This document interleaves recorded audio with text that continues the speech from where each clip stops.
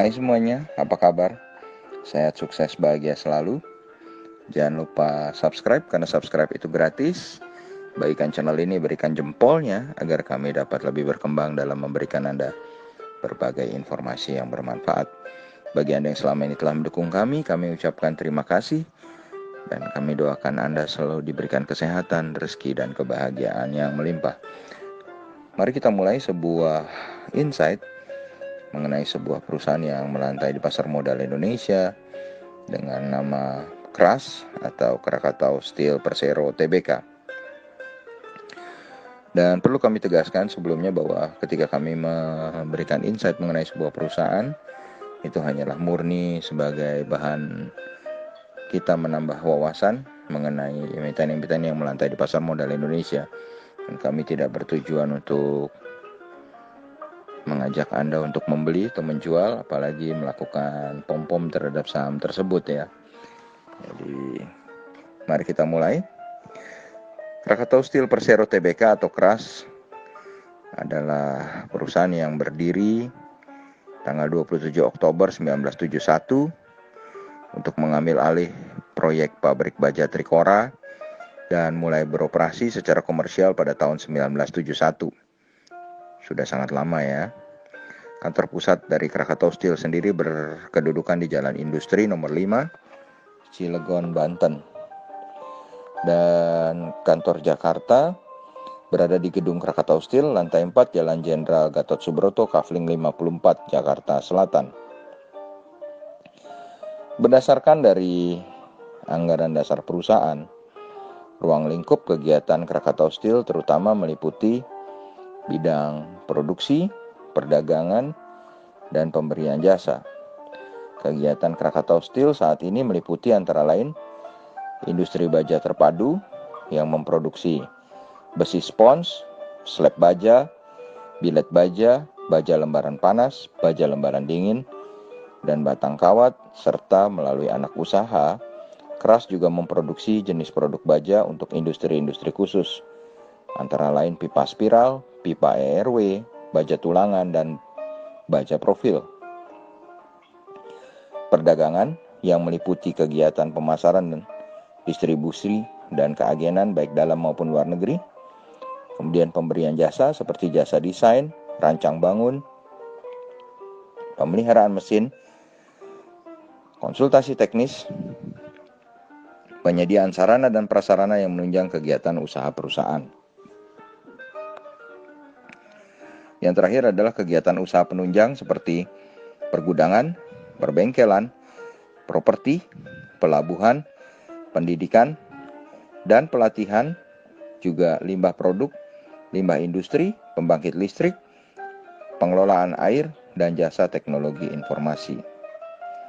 Dan Krakatau Steel sendiri adalah sebuah perusahaan yang cukup banyak memiliki anak perusahaan, di antaranya PT Krakatau Wajatama dan entitas anaknya PT Krakatau Wajatama Osaka Steel Marketing yang bergerak di bidang usaha manufaktur baja profil dan tulangan. Kemudian PT Krakatau Daya Listrik, distributor dan penghasil listrik. Kemudian PT KHI Pipe Industries, manufaktur pipa baja. Lalu Krakatau Industrial Estate Cilegon yang bergerak di bidang industri real estate dan perhotelan. PT Krakatau Engineering yang bergerak di rekayasa dan konstruksi. PT Krakatau Bandar Samudra, jasa pengelolaan pelabuhan. PT Krakatau Tirta Industri, distributor dan pengelolaan air. PT Krakatau Medica, jasa pelayanan kesehatan. PT Krakatau Information Technology atau PT Kitek, jasa teknologi komputer. PT Meratus Jaya Iron Steel, manufaktur besi dan baja. Kemudian PT Krakatau National Resources yang bergerak di bidang industri pengolahan hasil tambang. Dan kemudian PT Krakatau Posko bergerak di bidang manufaktur besi dan baja. Dan ada Plat Timah Nusantara Tbk atau kode sahamnya NIKL, manufaktur baja berlapis timah. Kemudian PT Krismas Witiko Makmur, manufaktur seng. PT Krakatau Prima Dharma Sentana, manufaktur aluminium. PT Indo Japan Steel Center, manufaktur baja plat dan lembaran. PT Krakatau Nippon Steel Samkin, manufaktur baja galvanis. PT Krakatau Semen Indonesia, manufaktur slag powder. PT Krakatau Osaka Steel, manufaktur baja profil dan tulangan. Kemudian PT Krakatau Daidong Machinery, jasa reparasi mesin. PT Krakatau Samator, perdagangan pembangunan dan jasa. PT Wijaya Karya Krakatau Beton, manufaktur beton precast. PT Krakatau Posco Chemtech Calcination, manufaktur kapur. Kemudian PT Krakatau Poschem Dongsuh Chemical, manufaktur limbah batu bara.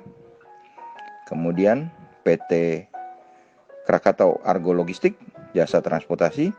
PT Krakatau Blue Water, jasa pengolahan air limbah. Dan PT Krakatau Wajatama Osaka Steel Marketing, penjualan baja profil dan tulangan.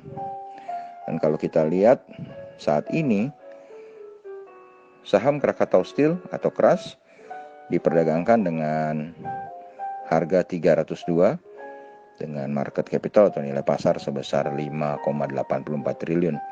Jadi secara market capital dengan harga sahamnya 302, market capital KRAS cukup besar 5,84 triliun. Dan Krakatau Steel sendiri sudah melantai di pasar modal Indonesia mulai 10 November 2010 dengan kepemilikannya terbagi hanya dua, negara Republik Indonesia 80% dan masyarakat 20%. Komisaris utama dari Krakatau Steel sendiri adalah Bapak I Gusti Putu Surya Wirawan, dengan direktur utamanya adalah Bapak Silmi Karim. Ya. Dan kalau kita lihat secara fundamental, memang dari tahun 2017, 2018 sampai 2020 Krakatau Steel terus mengalami perbaikan. Dari 2017, 18, 19 ruginya terus menurun sampai tahun 2020 akhirnya berhasil mencetak profit, terutama di kuartal pertama profitnya cukup bagus.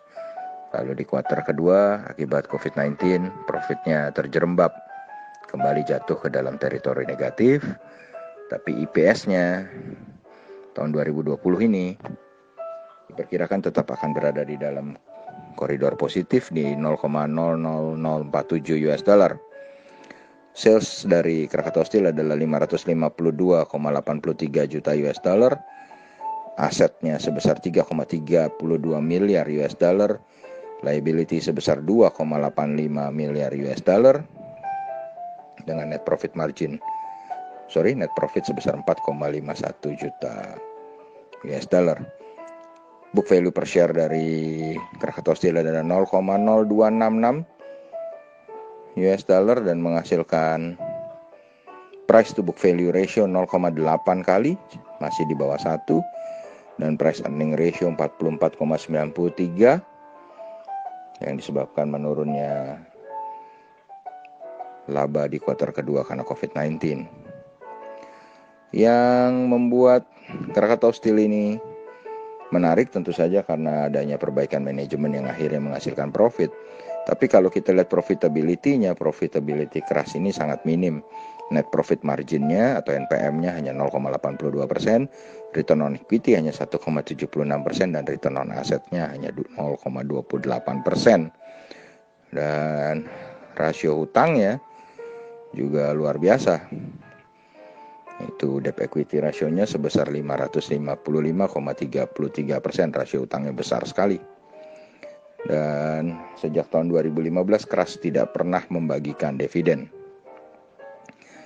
Dan kalau kita lihat rentang harga KRAS secara year to date dari 124 sampai 438 secara year to date, harga KRAS saat ini 302, sudah tidak bisa kita kategorikan murah. Namun kalau kita lihat secara 5 years-nya, harga tertinggi 5 years KRAS adalah 879. Jadi kalau secara 5 years keras masih tergolong sangat murah. Dan kalau kita lihat selama 1 bulan terakhir, investor asing mencatatkan beli bersih atau net foreign buy sebesar 2,65 miliar rupiah. Dan kalau kita telusuri dari awal tahun atau year to date, maka investor asing kebalikannya mencatatkan net foreign sales sebesar 35,24 miliar rupiah. Demikianlah paparan kami mengenai KRAS, sebuah saham yang memang mengalami perbaikan dari segi performa atau kinerja perusahaan dan memiliki price to book value ratio yang di bawah 1, tapi profitability-nya sangat rendah, rasio hutangnya sangat tinggi, tidak pernah membagikan dividen dari tahun 2015, dan harganya sudah tidak tergolong murah lagi. Kami serahkan kepada Anda, semuanya kami kembalikan Anda yang menilai, apakah akan memasukkan KRAS ke dalam watchlist Anda yang menentukan.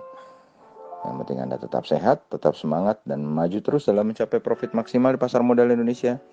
Dan jangan lupa untuk selalu berusaha bahagia. Sampai jumpa di berbagai insight dan informasi berikutnya dari carakaya.id.